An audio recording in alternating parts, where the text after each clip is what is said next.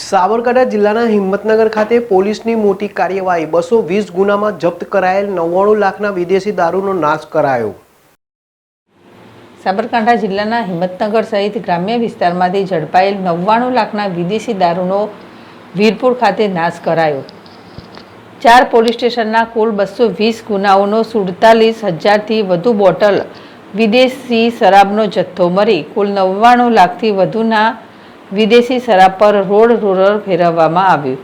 ગુજરાતમાં દારૂબંધી છે છતાં પણ ઠેર ઠેર દારૂનો જથ્થો ઝડપાઈ રહ્યો છે। ત્યારે આજે હિંમતનગરના એ ડિવિઝન, બી ડિવિઝન, ગ્રામ્ય પોલીસ અને ગાંભોઈ પોલીસ સ્ટેશનમાંથી ઝડપાયેલ વિદેશી દારૂના જથ્થાનો નાશ કરવામાં આવ્યો હતો। 4 પોલીસ સ્ટેશનના કુલ 220 ગુનાઓનો 47,000થી વધુ બોટલ વિદેશી શરાબનો જથ્થો મળી કુલ 99 લાખથી વધુના વિદેશી શરાબ પર રોડ રોલર ફેરવવામાં આવ્યું હતું।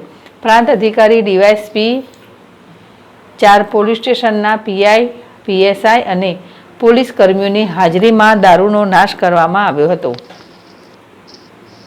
જીલ રાવલ, ZSTV, સાબરકાંઠા।